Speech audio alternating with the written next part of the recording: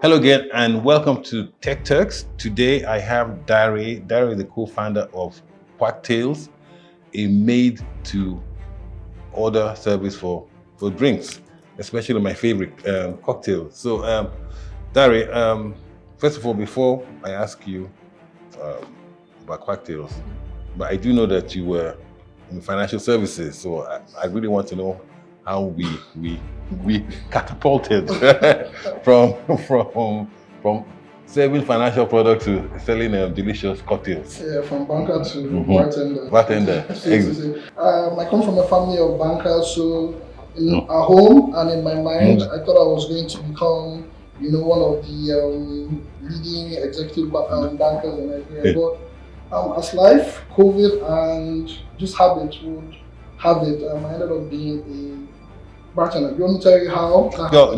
Definitely. Just go ahead and speak. Okay, so for me, I don't know how to describe it. I'm a bit of an introvert, so character-wise, I like to be by myself. I don't really like to go out too much, but at the same time, I like to drink, and it's a bit of a dilemma, sorts, because on one hand, to get a drink, you need to go to a bar. Or have a bar at home. I have a bar at home, I wasn't that buoyant, so to say. But, and to go to a bar, it means you have to be ready to socialize. And I didn't really want to go through all that to just have a drink. So what I started doing was building a bar at home. And I started going on YouTube. I started buying whiskeys. There's a nice store in VI called Slickers that have really big... Oh, our friends. Yeah, they have a big repository of whiskeys, gins, and syrup. So I used to go in there, go on YouTube to just teach myself how to make the drinks that I otherwise would have to go to a bar to order. So yeah, one drink led to another. Then friends would come over and watch a game. You know how you have friends in your house who come over, they ask you for water and Fanta. My friends started asking me for mojitos, gin bagel, and yeah, so it was getting a bit, complex. Getting a bit complex. So,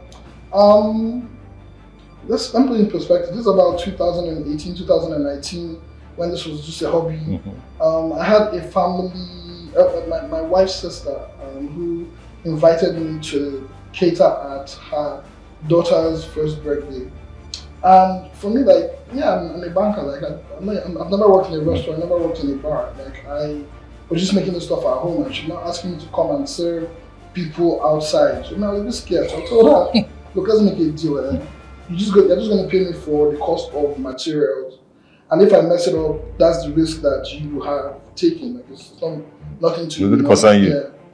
So it went well. We did our first event, so to say. This first year old, 1 year old birthday. And at this event, there was a lady from an oil and gas company there. They're known to have these elaborate parties. Yeah. So the lady was like, "Oh, you have to come for our end of year party. It's a big deal." And I'm like, "This is my first, I don't know what I'm doing." In fact, the person who was next to me at the bar was a cleaner from GT Bank. So one of the cleaners on our floor. We just packaged ourselves to look like we knew what we were doing. So we went to Sahara, and Sahara wanted to give us the job. They asked us to register as a vendor, and to register as a vendor, you have to register a company and be formal. And we just thought it was a nice tongue-in-cheek joke, we're going to name the company Quacktails, and it's basically quacks, and quack being an professional. Yes. So never practice in a professional. So all this is just impromptu. So it's impromptu, up to me sitting down here. Probably don't know what I'm doing, but we're here, So yeah, that's how we got the job with Sahara. So how has it been? Reverse engineering, so to speak, getting people, putting logistics in place, taking people's orders. Because I noticed that I think your social media, heavily social media driven. Yeah. So things had to change, obviously. We had demand before structure. Dealing with third-party riders was a big issue because for us, we didn't have a pretty outlet like, say, Chicken Republic, where you can go in and interact with the brand. Our brand was just the pouches and the experience you had with the riders. So the first thing we did is, from lockdown, we put our profits into buying bikes and controlling our logistics. So our logistics is our our experience. Yeah. We had a situation where there was a girl who, a single girl. She lived in a block of flats, and she ordered drinks from us, and we gave it to a go-karter rider, no names. And I saw the guy, like, when you just have a feeling that something's going to go wrong, This guy looked like a proper traditional man, like, that was not going to take instructions for anybody. And lo and behold, he went to the girl's house, and she was like, "Oh, I'm on the so floor. Can you bring my order?" And the guy was like, "No, come down and meet me." Wow. And like, she sent us a message like, "Look, your rider is here harassing me in my house." And I was like, "Oh, that's not my rider." She's not my rider. But then I appreciate that that's my experience. So the first thing we needed to do was control our own logistics, which is the experience that customers had. And we just started building from there. Then from there, we started building small, what we call capillary kitchens that can serve different geographic locations. So it was just one problem, just going back to solve problem. Then our supply chain, before we used to go to ShopRite to pack whatever they had, we had to go back to look for the suppliers. We used to go to the local markets to get fresh produce. But now we have farmers and aggregators in different states who send us stuff, So you know how it is, like, as I said, I worked in GT Bank and I can't take that GT Bank out with me. Like in GT Bank, you have to look at everything from your cost to be anal about everything to your delivery. So question. I mean, like, and this is, one thing that I've drank quite a bit of. I've been to a few parties that have served Quacktails. So, there's a lot of consistency. So, like, with your whiskey sours, I've had like a few whiskey sours and then margaritas too. But they're very consistent. So how do you? Because like when you see these pouches, like for some people, you don't think of you're a bit apprehensive.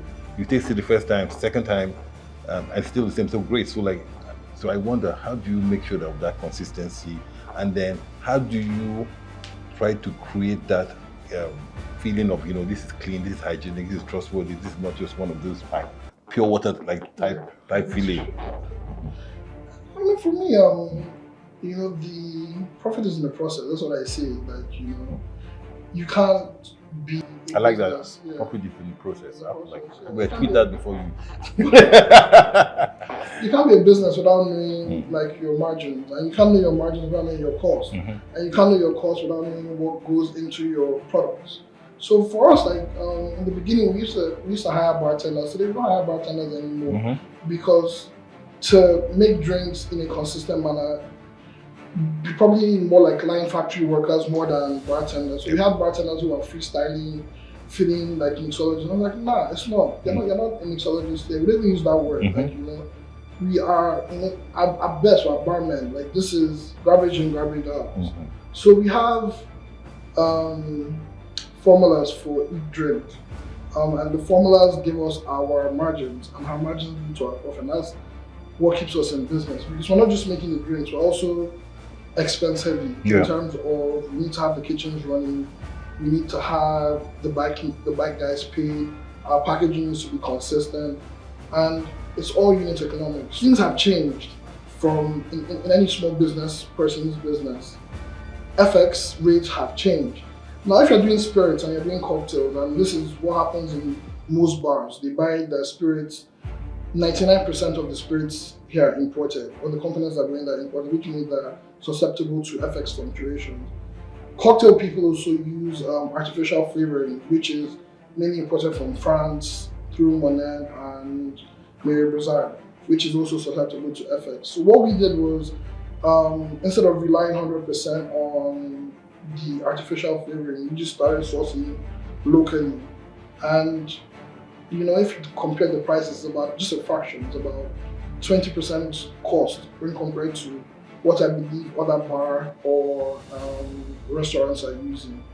So it's easier for us to be consistent because this is what keeps our prices where they are, and this is what keeps our taste what it is, the natural taste. And that's why I said we're not ready to drink, we're made to order. So we use fresh ingredients, we make them in our kitchen. We don't call ourselves a bar, we call ourselves the kitchen because we're making our own bases that go into the drink. So if I taste a drink that is not ours and it's not in the packaging, I don't know. And I hope customers will be able to tell the difference as well.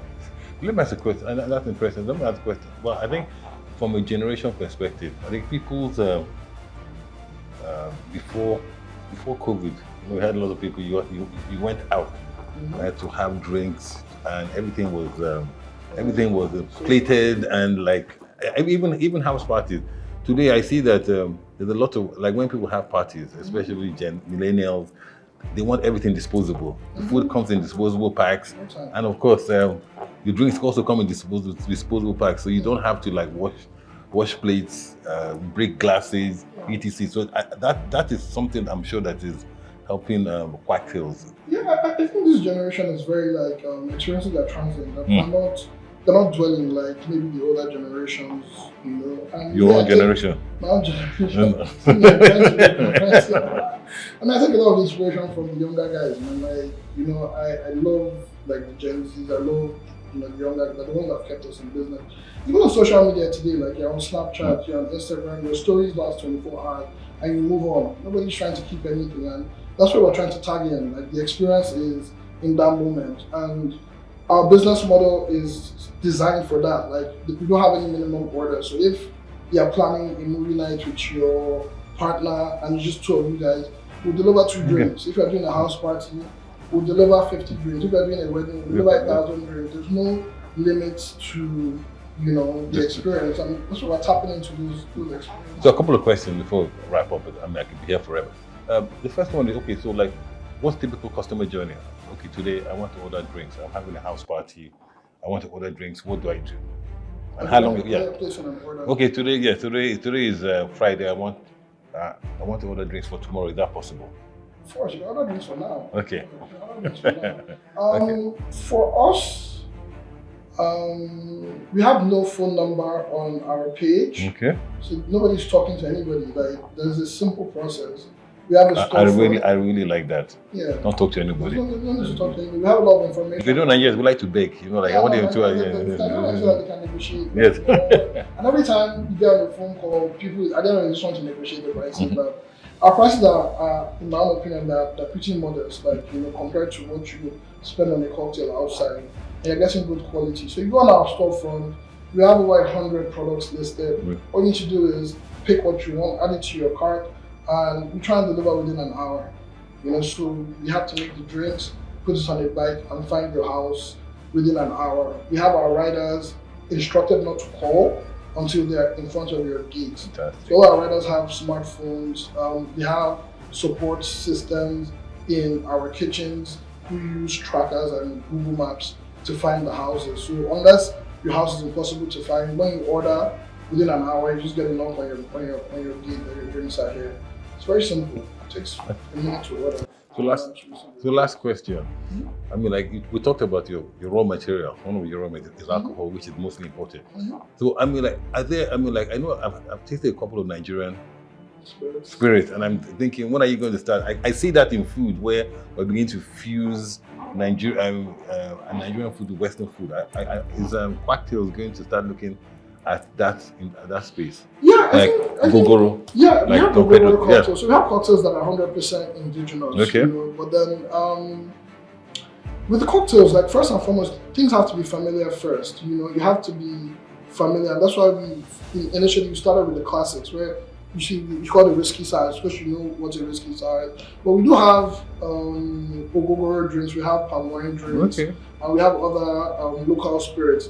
But what I like to focus on is, I brought this, you know, maybe in your spare time you can look at it. It's a seasonal calendar of fruits and vegetables that grow in Nigeria that our aggregators follow. So as opposed to just the spirits, the flavor of the drink usually comes from the syrups that we make. And we make our own syrups from locally procured fruits. So in a way, we've already started that journey. Fantastic. But maybe in the future, when we have enough capital, we can go into distillation of our own spirits. We can partner with a foreign brand to bring their own distillation process here and make 100% indigenous. But I don't think it's impossible. I think I've answered your question. You did.